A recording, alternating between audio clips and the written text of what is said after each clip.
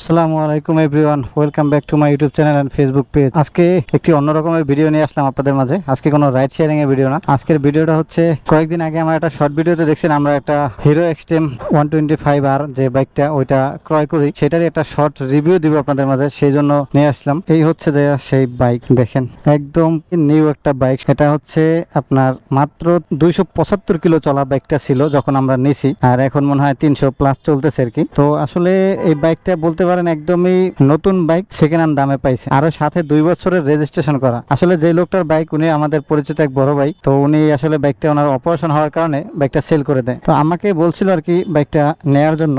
আমি নিতে চাইছিলাম বাইক, কিন্তু বাইকটা আমি নেই না এই কারণে, আমার যেহেতু একটা জিক্সার বাইক রয়েছে আর 155 সিসি রাইখা 125 সিসিতে আসা আসলে কোনোভাবেই ভালো লাগবে না, সেই জন্য। তো আসেন এই বাইকটার টুকিটাকি সম্পর্কে বলি আপনাদেরকে। প্রথমে আসেন এটার মিটারে, দেখেন এটা টোটালি একটা ডিজিটাল মিটার, এবং কি এটার মধ্যে দেখেন সাইড স্ট্যান্ডের একটা চিহ্ন আছে, যে সাইড স্ট্যান্ডের কারণে আপনার বাইক কিন্তু রানিং করতে পারবেন না। স্টার্ট দিতে পারবেন বাট বন্ধ হয়ে যাবে সাথে সাথে যখন বাইকটা টান দিবেন। আর এটা 125 সিসি বাইক হলে কি হবে, এটা কিন্তু এবিএস সিস্টেম।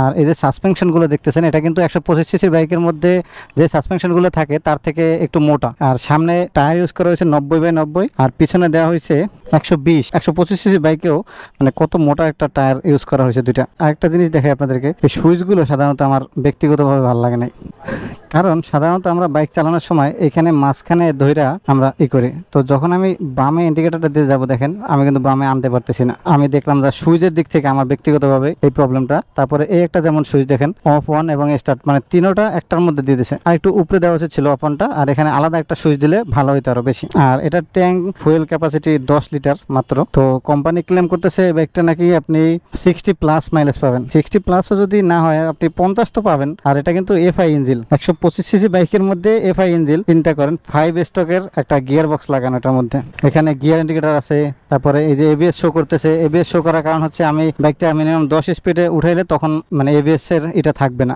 তো চলেন এখন একটু রাইড করি। আর এটাতে বসলে সিটিং পজিশনটা খুবই কমফোর্ট, আর এটা ডাবল পার্ট সিট হওয়ার কারণে আপনার কিন্তু কোনো সমস্যাই হবে না পিলিয়ন বসতে। তবে এই লুকিং গ্লাস দুইটা আমার কাছে জানি কেমন লাগতেছে, কারণ আমার জিক্সারটা তো একটু অন্যরকমের বড় না, মানে দেখতে দেখতে ওটা বড় বড় লাগে, কিন্তু এটা থেকে কেমন জানি আমি ছোট ছোট দেখি। পিছনে কিছু মনে হয় যেন দেখি না, এরকম একটা অবস্থা। এই যে দেখেন, আপনাদেরকে সাইড স্ট্যান্ডের ব্যাপারটা দেখাই। এই দেখেন, এটা 125 সিসির বাইকের মধ্যে খুব সুন্দর একটা ফিচার দিয়েছে তারা। বিসমিল্লাহ, রাইড শুরু করে দেখি। রাইডিং এ ভাই গিয়ার শিফটিং তো টোটালি স্মুথ একটা, মানে গিয়ার শিফটিং এর ব্যাপারটা, গিয়ার শিফটিংটা একদম পুরো স্মুথ। তবে ক্লাসটা একটু হার্ড আছে, মানে এটা অ্যাডজাস্ট করতে হবে। এখন পর্যন্ত ফার্স্ট সার্ভিস হয় না কিন্তু এই বাইকের, সেজন্য হয়তো একটু ক্লাসটা হার্ড লাগতেছে। তারপরে যে চালাবে তার মতন করে সে নেবে। আমি বাইকটা আরো একটু আগেও রাইড করছি, জ্যামের মধ্যেও রাইড করে দেখছি।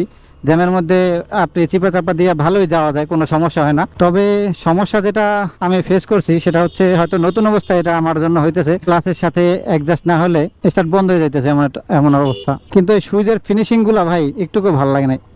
তবে এই যে 4টা ইন্ডিকেটর জ্বালানোর জন্য আলাদাভাবে কোনো সুইচ লাগাইতে হবে না আপনাকে, এটা লাগাই দিয়েছে তারাই। বাংলাদেশের মধ্যে মনে হয় 125 সিসি সেগমেন্টের বাইকে এত ফিচার কোনো বাইক দেয় নাই। তবে আমার কাছে ফার্স্টে রাইড করতে জানি বাইকটা টাইনে, মানে আমার জিক্সারের মতন মজা পাই না। আসলে মজা পাওয়ারও কথা না, 125 সিসির সাথে তো আর 155 সিসি কম্পেয়ার করা যাবে না। কারণ আমি বাইকটা রাইড করে ভালোই দেখলাম আর কি, যে ওই রকমের ইনস্ট্যান্ট যেটা পাওয়ার দরকার ওই রকম কাজ করে না। হয়তো 125 সিসির ক্ষেত্রে ঠিক আছে, এমনিতেই ভাই রাইড করে খুব মজা আছে বাইকটা, মানে সিটের কমফোর্টটা আরামসে পাওয়া যায়। পিলিয়ন নিয়ে এটাতে রাইড করলে কোনোই প্যারা হবে না, কারণ কি এটাতে সিট ভাগ করা। পিলিয়ন নিয়ে রাইড করলে তখন কোনো প্যারা হবে না, একদম রিল্যাক্সে রাইড করতে পারবেন। আরেকটা জিনিস, এটা হচ্ছে বাইকটার প্রাইসের সম্পর্কে আসি এখন। এই বাইকটা যেহেতু আমাদের পরিচিত, আমাদের স্যারও হয় আবার বড় ভাই বলতে পারেন, আমাদের একই অফিসে জব করতো, তো স্যার এখনো আছে আমাদের অফিসে। আসলে স্যারে বাইকটা সেল করার কারণ হচ্ছে সে অপারেশন হয়, তার অনেক বড় একটা অপারেশন হয়েছে। ডাক্তার বলছে তাকে 1 বছরের আগে গাড়ি চালাইতে পারবেন না বাইক, সেই কারণে সে বাইকটা রাখবে। অনেক শখ করে বাইকটা কিনছিল। এই বাইকটা যখন কিনতে যায় তখন আমাকে বলছিল, তো আমি আসলে সময় পাই না দেখে যাইতে পারি না স্যারের সাথে। সেই কারণে স্যার আবার আমাকেই বললো যে সাগর দেখো কেউ বাইক কিনে নাকি, অথবা তুমি নিলে তুমি নিতে পারো। বললাম যে না স্যার, আমার তো বাইক আছে, তারপরে দেখি। তারপরে চেষ্টা করছিলাম নেওয়ার জন্য, কিন্তু আমি নিতে পারিনি। পরে আমার অফিস কলিগ যেহেতু বাইক খুঁজতেছিল, তারে বললাম। প্রথমে একটু মানে না করতেছিল, তো আমি বললাম ভাই যেই প্রাইসে বাইকটা দিছে আপনি নেন, ভালো হবে। পরে এই তারে বোঝানোর পরে সে বাইকটা আর কি নিল।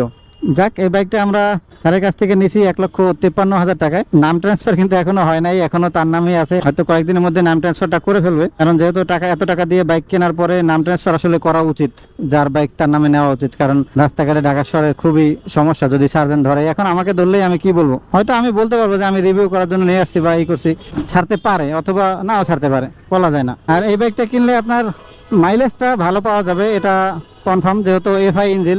এমনিতেও 125 সিসি বাইকের মধ্যে ভাই এই বাইকটা সব থেকে বেস্ট আমার কাছে। এখন জানি না কার কাছে কোনটা ভালো লাগে, বাট আমার কাছে এটা বেস্ট 125 সিসির মধ্যে। তবে আমি লুকিং গ্লাস দুইটায় তাকাইয়ে ভাই সন্তুষ্ট না, মানে কেমন জানি লাগতেছে আমার কাছে, মানে অন্যরকমের। একটু সুইচের কথা কি বলবো ভাই, সুইচগুলো ধরে আসলে একটু কমফোর্ট পাচ্ছি না, মানে ফিনিশিংটা ভালো না এবং একটু দূরে। অনেকে আছে দেখবেন বাইক এইখানে ধরে রাইড করে, তারা তো এখানে সুইচ তো তারা হাতের নাগালেই পাবে না, এমন একটা অবস্থা। আমি যেখানে মাঝখানে ধরে রাইড করতেছি দেখেন, সেখানেই আমার বামে আনতে কিন্তু সমস্যা হচ্ছে। তো ঠিক আছে ভিউয়ার্স, এই ছিল একটা হিরো এক্সট্রিম 125R এর একটা রিভিউ আপনাদের সাথে শেয়ার করলাম। সেকেন্ড হ্যান্ডের মধ্যে নতুন একটা বাইক কিনলাম, সেটা আপনাদের মাঝে তুলে ধরলাম। তো কেমন লাগলো আপনাদের কাছে ভিডিওটা অবশ্যই একটা কমেন্ট করে জানাবেন। আর যারা ফেসবুক থেকে দেখছেন তারা পেজটাকে ফলো দিন, যারা ইউটিউব থেকে দেখছেন তারা চ্যানেলটাকে সাবস্ক্রাইব করেন। ঠিক আছে, সবাই ভালো থাকেন, সুস্থ থাকেন, দেখা হবে আবার পরবর্তী কোনো ভিডিওতে। আল্লাহ হাফেজ।